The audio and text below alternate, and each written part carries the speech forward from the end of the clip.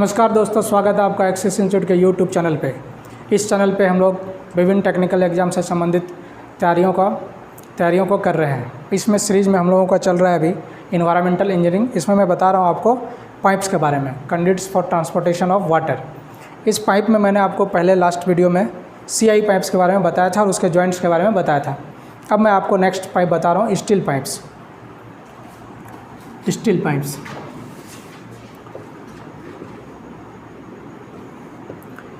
Pipes actually क्या है कि इसका यूज हम लोग कहाँ करते हैं, पहले ये समझ लेते हैं हम लोग।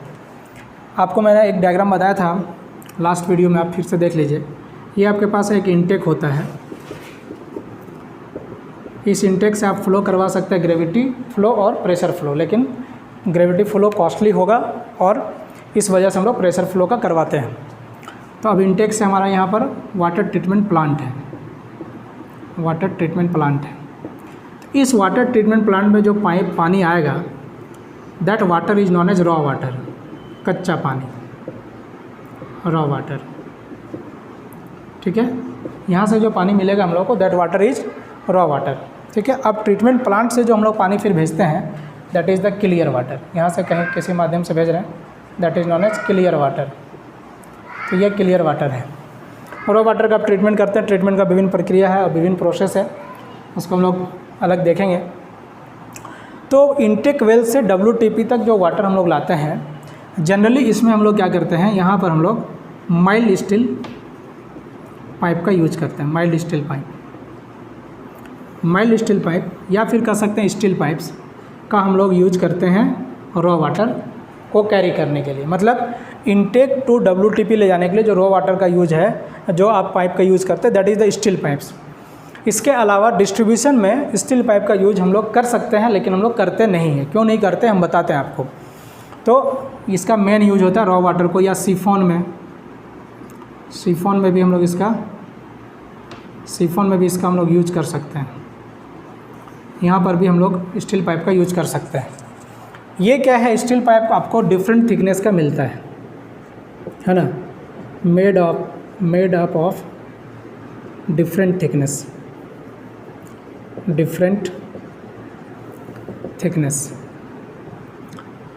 अब इसका निर्माण कैसे करते हैं, या तो आप इंडस्ट्री से डायरेक्ट इसको कैरी कर सकते हैं बाय द स्पेशल ऑर्डर, या फिर आप फील्ड पे इसका निर्माण कर सकते हैं और इसके स्पेशल्स भी फील्ड पे तैयार हो सकते हैं।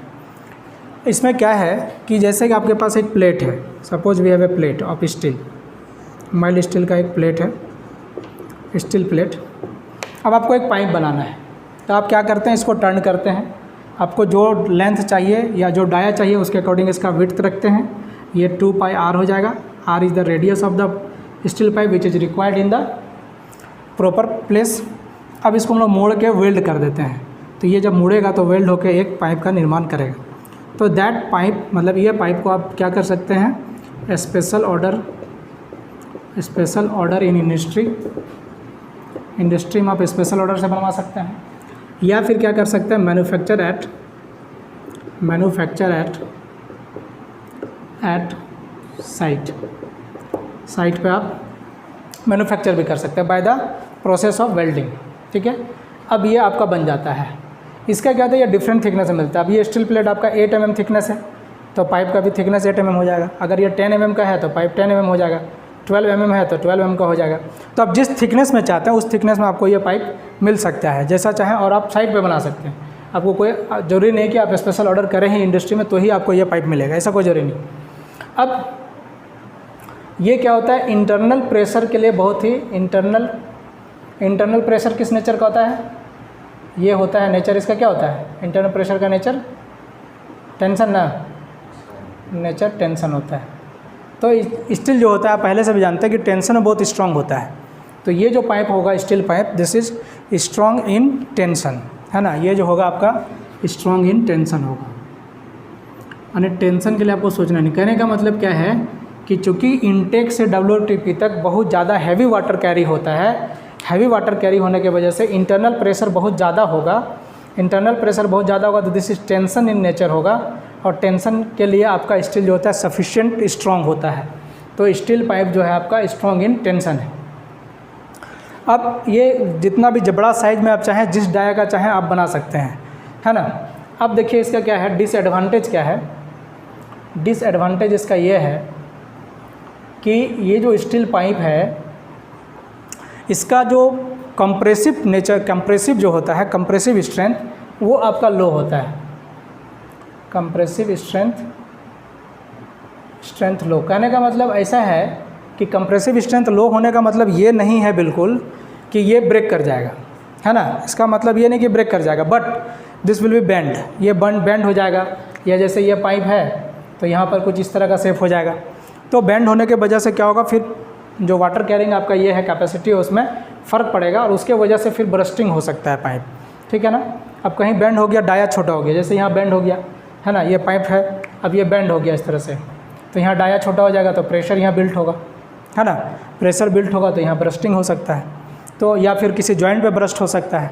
तो इस वजह से क्या होता है कि कंप्रेसिव स्ट्रेंथ इसका लो होता है, इसलिए इस तरह के पाइप को इस तरह के पाइप के, स्टील पाइप के ऊपर हम लोग लैंड फिल नहीं करते, है ना, इसके ऊपर लैंड फिल नहीं करते। कंप्रेसिव स्ट्रेंथ इसका वीक होने के वजह से, कंप्रेसिव स्ट्रेंथ वीक है।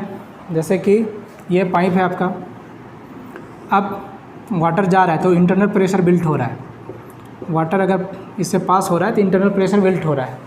लेकिन जब वाटर बंद रहेगा, मान लेते हैं हमने यहाँ पर क्या किया, लैंड फिल कर लिया, अर्थ फिल कर दिया, इसको बरीड कर दिया, लैंड फिलिंग कर दिया यहाँ पर, या फिर अर्थ फिलिंग कर दिया हमने, इसके ऊपर एक मिट्टी डाल दिया इस तरह से। तो क्या होगा कि ये जो जब पानी इसमें बहना बंद होगा तो ये क्या होगा, वैक्यूम हो जाएगा यहाँ, अब मतलब क्या हो जाएगा, एम्प्टी हो जाएगा।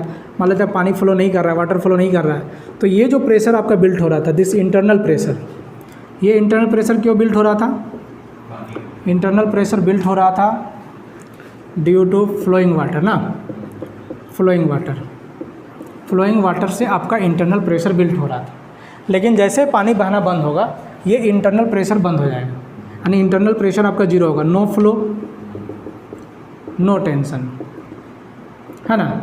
अब टेंशन खत्म हुआ, मतलब अंदर से जो आपको सपोर्ट मिल रहा था वो खत्म हो गया। अब ऊपर से आपने क्या किया, सॉइल डाल रखा है, अब ये अपना प्रेशर लगेगा गामा एच। अब ये जो गामा एच प्रेशर लगाएगा तो इसको क्या करेगा, कंप्रेस करना चाहेगा और कंप्रेसिव स्ट्रेंथ इसका कम होगा। अब इसके ऊपर मान लेते एक रोड बन गया, तो हैवी ट्रक यहाँ जा रहा है, मान लेते एक हैवी ट्रक यहाँ से जा रहा है, तो फिर क्या होगा, ये हैवी ट्रक जो है इस लोड को ट्रांसफर करेगा और ये ट्रांसफ़र अल्टीमेटली पाइप पे होगा और पाइप आपका इस तरह से बेंड हो सकता है। इस तरह से बेंड होने की वजह से फिर क्या होगा, आपका क्रॉस सेक्शन चेंज हो जाएगा, इसका क्रॉस सेक्शन चेंज होगा तो डिस्चार्ज पे फ़र्क पड़ेगा। इसलिए हम लोग इसका यूज मतलब जब भी करेंगे ये ओपन एरिया में करते हैं, इसलिए जनरली जो यूज होता है इसका डिस्ट्रीब्यूशन मेंस में नहीं होके, इसका जब भी होगा तो राइजिंग मेंस में इसका हम लोग यूज करेंगे, मतलब WTP to intake to WTP, ठीक है।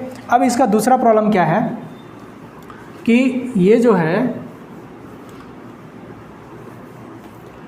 ये रस्टिंग के लिए, इसमें रस्टिंग बहुत होगा, यानी दैट इज़ कॉरिजन इसमें बहुत ज़्यादा हो सकता है। कॉरिजन बहुत होने की वजह से क्या होगा कि इसके सरफेस धीरे धीरे वीक होते चले जाएंगे और वीक होने से इसका स्ट्रेंथ खत्म होगा। तो इस कॉरिजन के वजह से ही ड्यू टू क्योंकि आप जो भी वाटर सप्लाई करते हैं उसमें कुछ ना कुछ आपका क्या होगा, कुछ ना कुछ पार्टिकल्स, आपका WTP2 आप इंटेक कर रहे हैं या इंटेक टू WTP कर रहे हैं तो उसमें क्या होगा, पार्टिकल्स में मतलब वाटर में पार्टिकल्स होंगे ही होंगे। तो वाटर में जब पार्टिकल्स होगा तो धीरे धीरे इसके सरफेस में कॉरिजन होगा, रस्टिंग होगा। इस वजह से ड्यू टू रस्टिंग एज जो है इसका लाइफ जो है, लाइफ ऑफ स्टील पाइप जो हम लोग देखेंगे, अगर हम लोग life of steel pipe is 25 to 30 years होता है। अब देख रहे थे कि CI पाइप्स का लाइफ क्या था, 100 ईयर्स था एंड उससे भी ज़्यादा हो सकता है, but in the case of steel pipe due to rusting और कॉरिजन ये क्या होगा, 25 टू 30 ईयर्स ही इसका लाइफ होता है। इस वजह से इसको हम लोग को प्रॉपर मेंटेनेंस करना पड़ता है। लेकिन आप बाहर के, जैसे कि आप बाहरी एरिया जो है, जैसे पाइप है, तो आपका जो ओपन सरफेस है उसमें तो आप पेंटिंग कर सकते हैं, एंटी कोरोसिव पेंट लगा सकते हैं या बहुत सारा तरीका उसके माध्यम से आप कर सकते हैं। बट इनसाइड आप क्या करेंगे, इनसाइड जब कॉरिजन होगा तो आप उसको प्रोटेक्ट नहीं कर सकते और धीरे धीरे वो क्या करेगा, इसको ख़राब करेगा। इसमें होगा क्या, जैसे कि Fe का अगर पॉजिटिव आयंस आ जाता है, Fe का आयंस अगर पानी में किसी माध्यम से मिल गया तो ये Fe क्या करता है, वाटर के नेगेटिव चार्ज से रिएक्शन करता है, ठीक है ना। और वाटर के नेगेटिव चार्ज से रिएक्शन करने की वजह से ये आपका फेरस हाइड्रोक्साइड बनाता है। फेरस हाइड्रोक्साइड आपका फेरस हाइड्रोक्साइड बना देगा। ये फेरस हाइड्रोक्साइड फिर क्या करेगा कि आपको फिर OH से रिएक्शन कर जाएगा और फाइनली FeOH3 होल ट्वाइस बनाता है। This is ferric hydroxide. ये फेरिक हाइड्रोक्साइड क्या होता है, ये यहाँ पर प्रिसिपिटेट हो जाता है, PPT। That is known as इस घटना को हम लोग क्या बोलते हैं, ट्यूबरक्लोसिस, ट्यूबरक्लोज बोलते हैं इसको हम लोग। और ये जो प्रोसेस है दिस इज़ नॉन एज ट्यूबरक्लोज। PPT जो बनेगा, प्रिसिपिटेट जो बनेगा, दैट इज नॉन एज ट्यूबरक्लोज। और ये जो पूरा बनने का प्रक्रिया है, this process is known as ट्यूबरक्यूलेशन। This process is known as ट्यूबरक्लोलेशन। तो अब लोग इसको बचा कैसे सकते हैं, तो प्रोटेक्टिव कोटिंग हम लोग लगाएंगे यहाँ, या फिर हम लोग एंटी कोरेसिव पेंट कर सकते हैं। इस तरह से हम लोग इसको बचा सकते हैं। बट हम लोग इसका यूज़ डिस्ट्रीब्यूशन मेंस में बहुत ज़रूरी होने पर ही करेंगे, अदरवाइज हम लोग इसका यूज डिस्ट्रीब्यूशन में नहीं करते। हम लोग इसका यूज जनरली करते हैं WTP2 इंटेक वेल लाने के लिए, जहाँ पर आपको लार्ज डाया पाइप का ज़रूरत होता है। और ये आसानी से ला सकते हैं क्योंकि इसका थिकनेस अलग अलग होता है, कम लाइट वेट का होता है ये, इसलिए इसको आसानी से एक जगह से दूसरे जगह भी कैरी किया जा सकता है।